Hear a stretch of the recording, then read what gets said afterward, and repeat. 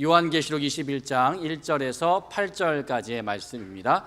저와 여러분 한 절씩 교독하도록 하겠습니다. 제가 먼저 1절 말씀 봅니다.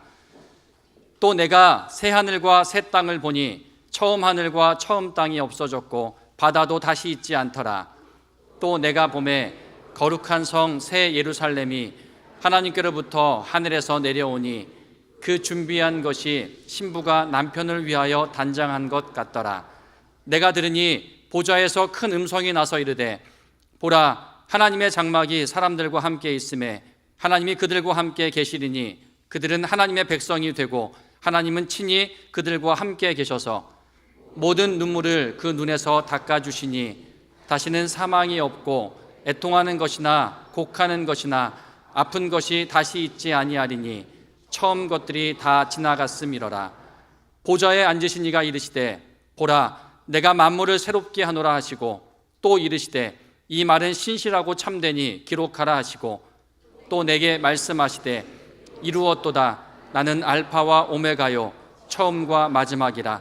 내가 생명수 샘물을 목마른 자에게 값없이 주리니 이기는 자는 이것들을 상속으로 받으리라. 나는 그의 하나님이 되고 그는 내 아들이 되리라.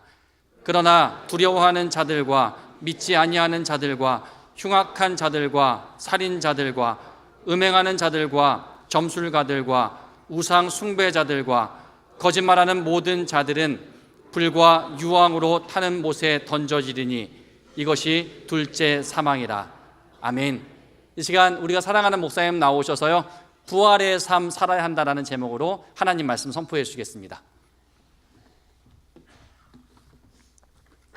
우리 할렐루야 찬양도 대단했잖아요, 그죠? 네, 한번 박수 한번 해주실래요? 네, 고맙습니다.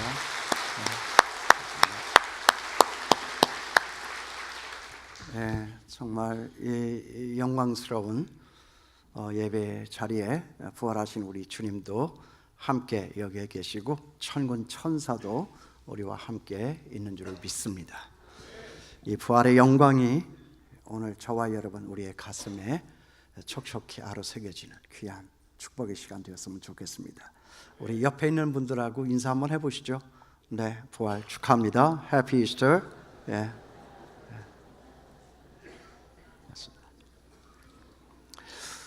탤런트이자 영화 배우인 윤정희 씨의 출산 소식에 팬들의 관심도가 높아서 지난주 초에는 한때 포털 인기 검색어 순위 상위에 계속해서 랭크되어서 내려올 줄을 몰랐습니다. 거기 기사에 보면 이런 글이 실려 있었습니다. 세월 역주행, 미모로 유명한 윤정희는 하늘이시여에 출연해 뜨거운 인기를 얻은 바가 있다. 마네킹 미모로 유명한 윤정희는 당시 뛰어난 연기력으로 박수갈채를 한 몸에 받은 바 있다. 제가 이 글을 보면서 아니 얼마나 흰백색의 세라믹 미모길래 마네킹 미모라고 했을까, 혼자 잠시 그런 생각도 해봤습니다. 그런데 제가 이 말을 할 때 옛날에 그 윤정희, 지금 파리에서 피아니스트 백건우 씨와 살고 있는 그분을 생각하고 계신 분들이 여기 있을지 모르겠어요. 그분의 나이가 지금 75세입니다. 그분은 아이를 낳을 수가 없습니다. 그러나 한 가지 분명한 것은 지금 여기 서울에 살고 있는 그 윤정희 씨는 이제 곧 지금 저 파리에 살고 있는 그 윤정희 씨처럼 된다 하는 것입니다. 우리 모두가 늙습니다. 늙지 않는 사람 없습니다. 우리 모두가 죽습니다. 죽지 않는 사람도 없습니다. 그 한 가지 사실만은 분명합니다. 그렇기 때문에 세상의 사람들은 이것을 두고 진리다 그렇게 이야기를 합니다. 그러나 그 진리는 세상 사람들이 말하는 절반의 진리일 뿐이지 저나 여러분 우리가 찾고 발견한 절대적인 진리는 아니다 하는 것입니다. 왜냐하면 저나 여러분 우리에게는 부활이 있기 때문입니다. 그러므로 우리의 죽음이라고 하는 이것은 마지막이 아닙니다. 새로운 출발입니다. 지금 있는 이 상태 이대로의 출발이 아니라 지금 여기와는 아주 상관이 없는 질적으로 차원이 다른 새로운 세계로의 출발이다 하는 것이죠. 그 부활이 있어서 우리는 지금 불편해도 살고요, 고통스러워도 살고요, 억울해도 살고요, 분해도 살고요, 사는 것입니다. 그것이 잘 사는 것이고 이 세상 어떤 사람들보다도 잘 사는 것입니다. 생전에 병원을 모르고 살던 제가 어느 날 병원에 갔더니 의사 선생님께서 제게 이런 말씀을 하셨어요. 목사님이시니까 제가 특별히 이 말씀 드리는데요, 그냥 이제 그러려니 하고 신앙의 힘을 갖고 사세요. 이 병은 절대로 젊어지기 전에는 나을 수 있는 병이 아닙니다. 그래 제가 참 별 의사 선생님도 다 계신다 그런 생각을 했습니다. 그런데 가만 생각을 해보니까 그게 진리였습니다. 이게 진리입니다. 젊어지기 전에는 절대로 낫지를 않는다. 그거 나이 들었으니까 퇴행성 질병이 생겼다는 그 말 아니겠습니까? 그러니 그것은 진리다 하는 것이죠. 젊어지기 전까지는 절대로 낫지를 않는다. 여러분 그거 진짜 진리 아닙니까? 그러면서도 또 하나, 신앙의 힘을 갖고 그냥 그렇게 사십시오. 여러분 이거 진리입니다. 다시 젊어지는 사람이 없고 신앙의 힘 말고는 달리 어떻게 살 수 있는 길도 없습니다. 우리는 모두가 다 살기 위해서 지금 이렇게 열심히 머리를 굴리고 손발을 올리면서 살아가고 있지만 결국은 그래 봐야 죽음의 길을 가고 있는 것 뿐입니다. 그러므로 우리가 살고 그것도 잘 살 수 있는 길이라고 하는 것은 오직 이 신앙의 힘이요, 특별히 부활의 신앙의 힘, 그것 말고는 없다 하는 것이죠. 오늘 여기 성경은 우리에게 두 가지 부활이 있는 것을 가르쳐주고 있습니다. 하나는 생명의 부활이고 또 다른 하나는 사망의 부활입니다. 오늘 여기 말씀대로 말하면 하나는 새하늘과 새 땅으로의 부활이고 또 다른 하나는 불과 유황으로 타는 못으로의 부활인데, 오늘 말씀은 둘째 사망이라고 그것을 말하고 있습니다. 여기 둘째 사망의 특징은 영원히 죽지 않고 사는 사방이에요. 그곳에서는 죽고 싶어도 죽지를 못합니다. 영원히 고통을 당하면서 살 수밖에 없습니다. 그러므로 그곳에서는 둘째 사망이라고 하는 그곳에서는 죽을 수 있다라고 하는 이것도 축복입니다. 그러나 우리 예수 믿는 자들에게 있어서 이 부활은 생명의 부활이죠. 새 하늘과 새 땅으로의 부활입니다. 새 삶으로의 부활입니다. 새 생명으로의 부활입니다. 이런 세상에서가 아니라, 이런 삶으로서가 아니라, 이런 생명체로서가 아니라 질적으로 전혀 다른 세상에서 질적으로 전혀 다른 삶의 모습으로 질적으로 전혀 다른 생명체의 다이내믹을 가지고 살아간다라고 하는 의미에서의 부활입니다. 이것이 바로 생명의 부활이다 하는 것이죠. 그러므로 이 생명의 부활에는 다음과 같은 매우 중요한 사실 두 가지가 있습니다. 첫째는 회복이고 둘째는 부흥입니다. 첫째는 생명으로의 회복이죠. 우리 부활에는 회복의 능력이 있어요. 부활을 통해서 모든 것들이 다 회복이 됩니다. 우리 육체가 회복이 됩니다. 우리의 망가진 마음과 정신도 회복이 됩니다. 우리의 힘들어진 영혼도 회복이 됩니다. 그러므로 우리는 죽음을 두려워하지 않는다 하는 거예요. 믿는 사람들에게 있어서 이 죽음이라고 하는 것은 저주가 아니고 심판이 아닙니다. 죽으면 사는 것입니다. 영광스럽게 사는 것입니다. 그래서 마지막 숨을 몰아쉬면서 죽음을 향해서 가고 있는 분들에게 권사님 무섭지 않죠? 장로님 두렵지 않죠? 도전할 수가 있는 것입니다. 끝까지 흔들리지 말고 잘 가시라고 옆에서 응원을 하면서 찬송을 불러드리는 것입니다. 얼마 전에도요, 돌아가시는 우리 교회 어떤 권사님, 우리가 그 옆에서 찬송을 부르니까 그분 돌아가실 때 제가 식구들을 다 불러 모았어요.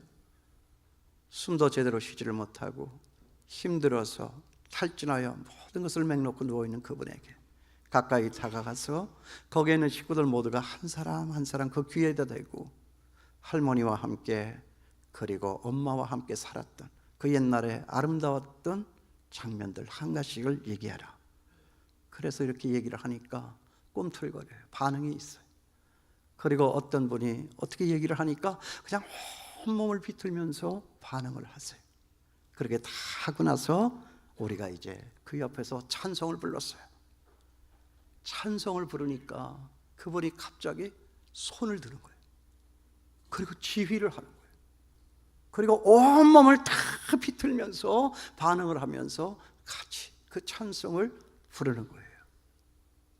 그래서 제가 물어봤어요. 이분이 옛날에 지휘하셨느냐고. 지휘 안 했대요.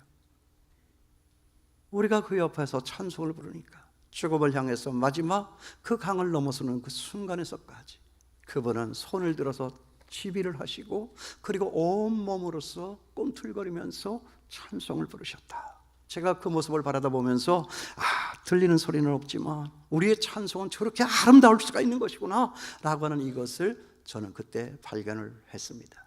우리 할렐루야 찬양 대원들 모두가 다 우렁차고 아름답고 매력있게 찬양을 부르지만 여러분, 찬송이라고 하는 것이 소리만 나야 찬송이겠습니까?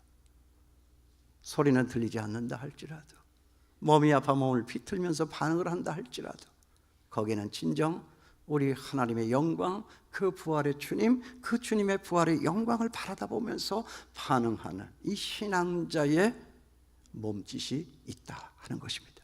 이것이 진정한 찬양이라고 생각합니다. 그래서 때로 제가 바라기는 우리 할렐루야 찬양대원들도 아름다운 목소리로 우렁차게 입을 크게 벌려서 소리내는 것도 중요하지만 때로 그 감동이 내 가슴을 칠 때 입을 닫고 눈을 감고 눈물을 흘리면서 가만히 서 있는 그것도 정말 아름다운 감동적인 찬양이겠다. 그렇다고 모두가 다 소리내지 않고 가만히 있으면 우리 모두가 정말 당황스러운 그런 상황이 생기는 것이니까 적당히 알아서. 여러분, 찬양이 정말 그 부활의 영광을 바라보는 그 주님에 대한 찬양이 죽음의 길을 가는 그 사람에게도 있을 수 있다는 거예요. 뭐예요? 부활의 산 소망이다 하는 거지요. 이 거적대기와 같은 병든 몸, 아픈 몸, 남에게 폐나 끼치고 별 매력도 주지를 못하는 이 시들어진 몸, 이 장막을 던져버리고 그 부활의 영광을 잊기 위해서 그 부활의 주님을 바라다 보시면서 찬양 부르는 이것이 얼마나 영광스러운 장면이겠나. 여러분, 이것이 부활입니다. 그 다음에 둘째로는 아름다움으로의 회복이에요. 오늘 말씀에 보면 하나님께서 우리를 위해서 예비하신 새하늘과 새 땅은 마치 신부가 어떻게 해요? 신랑을 위하여서 단장한 것처럼 아름다웠다라고 했습니다. 죄로 말미암아서 파괴되었던 너덜거리는 우리의 그 아름다움은 이제는 이 부활을 통해서 다시 회복이 된다 하는 거죠. 그러나 그보다 더 중요한 것은 세상의 모든 만물이 다 아름다워지는 것도 중요하지만 저나 여러분, 여기 있는 우리들 자신이 변하여 아름다워진다라고 하는 거예요. 사람이 미워질 때가 있잖아요. 사람이 싫어질 때가 있어요. 사람이 흉해질 때가 있습니다. 사람이 애처로울 때가 있습니다. 그러나 그 부활의 날에는 모든 사람들의 그 용모와 그 살아가는 삶의 모습이 아름다움으로 회복이 된다 하는 것이에요. 이것이 부활입니다. 때로는 몸이 아파요. 몸이 약해요. 장애를 가진 분들이 제게 와서 이런 질문을 할 때가 있습니다. 목사님, 제가 부활의 몸을 입고 다시 태어나도 이 모습으로 그냥 태어나는 것입니까? 그분은 보니까 심한 장애를 가졌어요. 그분이 제게 와서 그렇게 물었어요. 그래서 제가 이렇게 대답을 했습니다. 그건 저도 모르지요. 성경에도 나와 있지를 않고 저도 거기에 가보지를 않아서. 그러나 제가 알고 있는 것 한 가지 있습니다. 지금 이대로 선생님이 다시 태어난다 할지라도 아프지 않을 것이며 불편하지 않을 것이며 흉하거나 부끄럽거나 속상하거나 원망스럽지 않을 것입니다. 그러면서 제가 끝에 가서 이 말 하나를 덧붙였습니다. 만일 그런 천국이 아니라면 저도 갈 생각이 없습니다. 그러니까 그분의 얼굴이 확 변하는 거예요. 어떻게 변할지는 모르겠어요.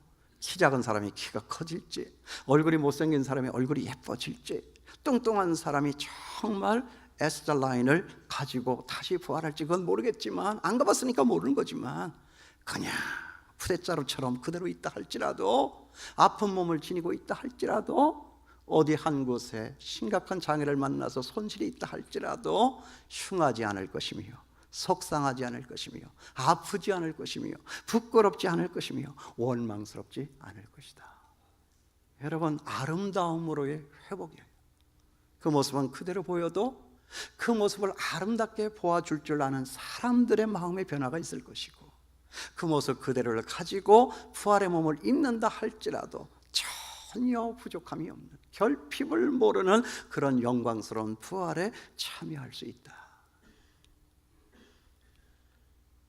여러분, 이 부활의 영광과 아름다움을 꿈꾸시며 살아가는 저와 여러분이 될 수 있게 되기를 바랍니다.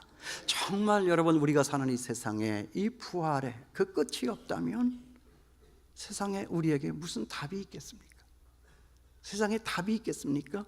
부활이 없다면 돈이 무슨 소용이 있을 것이며, 권력이 무슨 소용이 있을 것이며, 지금의 이 아름다운 미모와 이 건강한 몸이 무슨 소용이 있을 것이냐 하는 것입니다.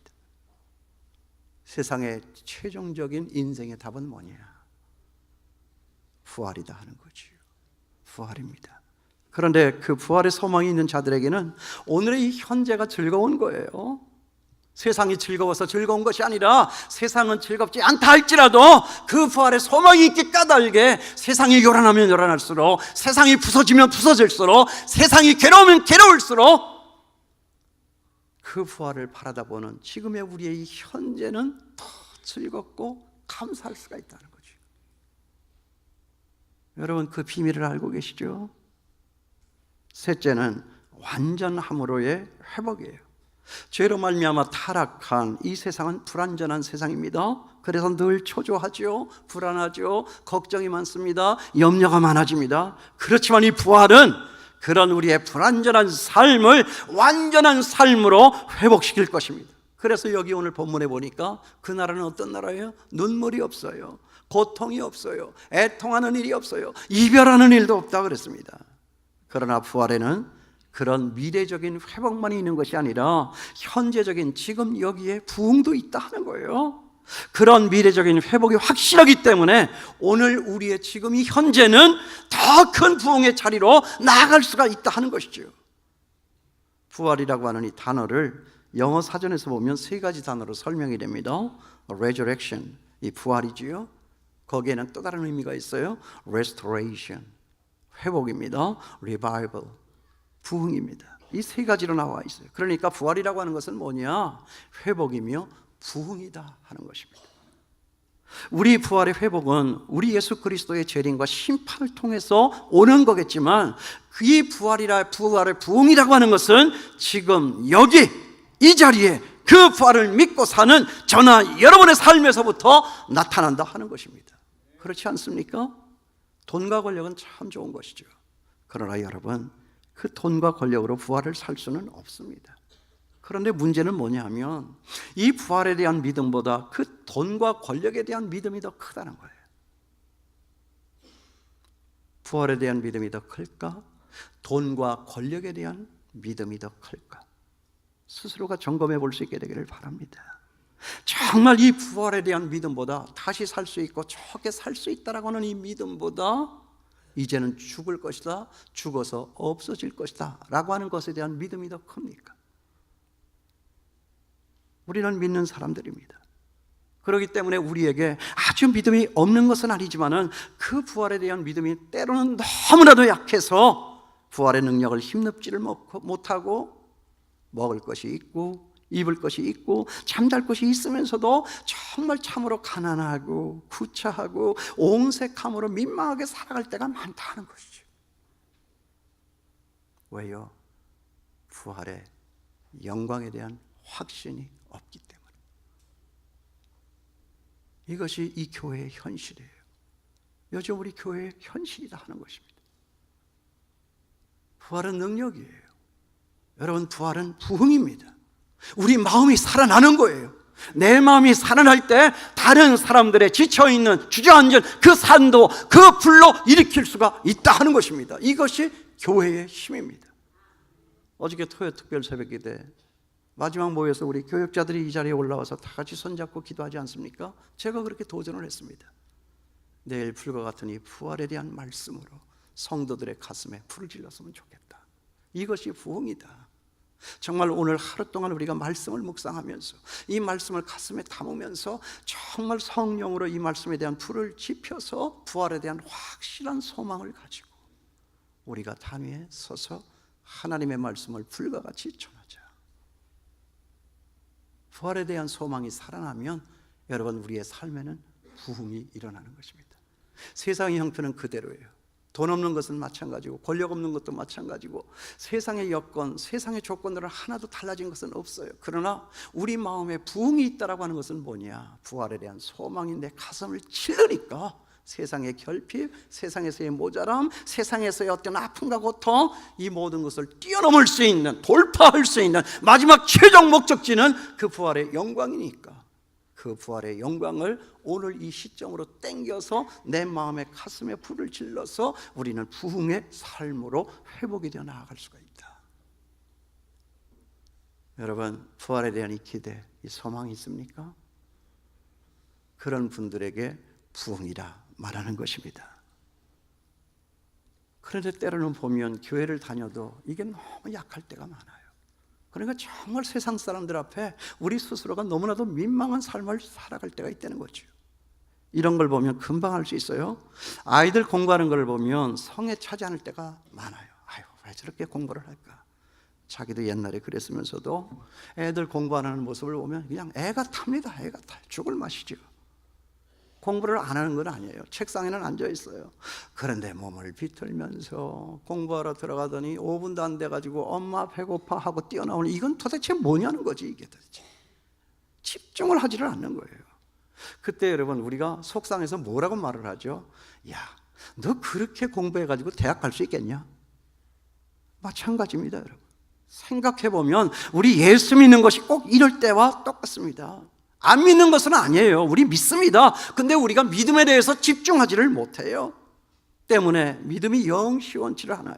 평생을 믿어도 자라지를 않습니다. 이게 뭐 믿는 건지 안 믿는 건지, 교회를 다니는 건지 안 다니는 건지, 그게 그겁니다. 그러니까 세상 사람들이 오히려 우리를 향해서 조롱을 해요. 차라리 교회 나간다 소리나 말기라도 하지. 그럼 그때 하나님께서 내 앞에 오셔 무슨 말씀을 하실까?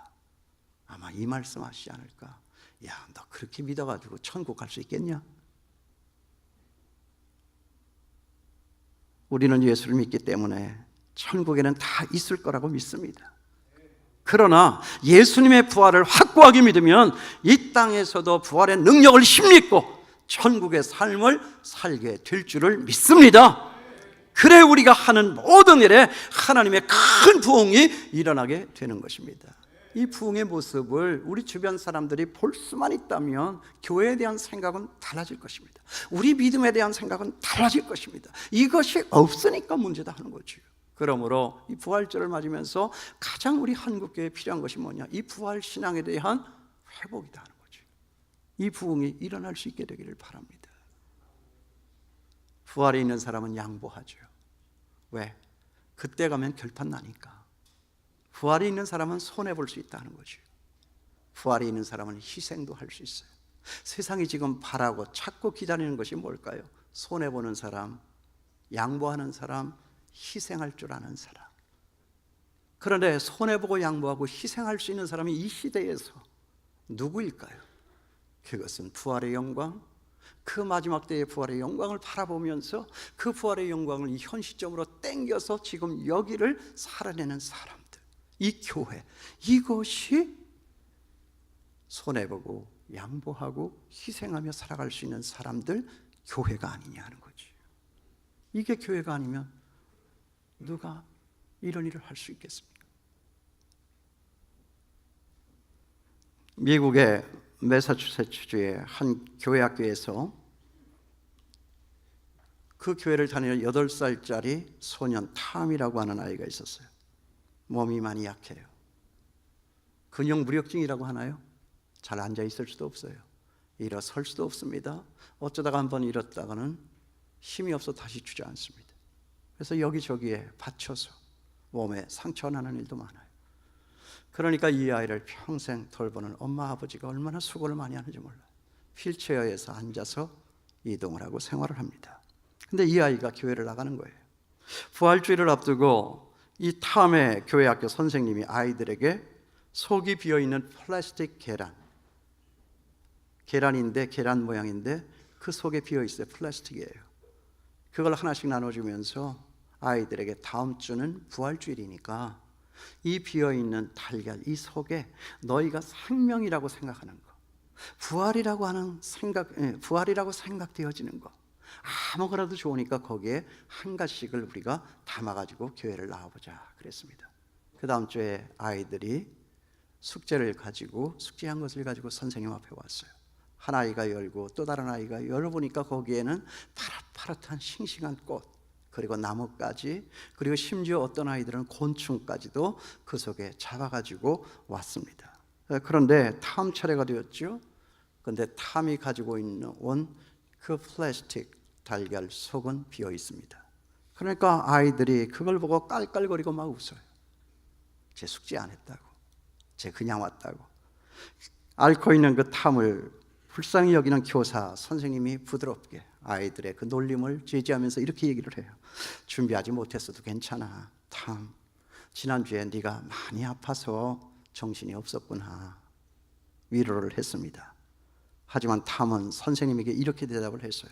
선생님, 이거는 예수님의 무덤이에요. 예수님은 살아났기 때문에 그 무덤은 비어있지 않았을까요? 소녀는 10개월 뒤에 숨을 거뒀습니다. 그 아이 장례식이 있던 날 그의 관에는 꽃 대신 빈 플라스틱 계란이 놓여져 있었습니다. 여러분, 이것이 부활입니다. 부활에 대한 신앙이에요. 그렇습니다. 여러분, 정말 이때만 생각하는 사람들은 절대로 이때를 이겨내지를 못합니다. 정말 이 세상만 생각하는 사람들은요, 절대로 이 세상을 이겨낼 수가 없습니다. 부활의 주님 다시 오시는 그때를 생각하는 사람들만이 이때를 이겨낼 수가 있습니다. 부활의 주님 다시 만들어내시는 그 세상을 생각하는 사람들만이 이 세상을 이겨낼 수가 있습니다.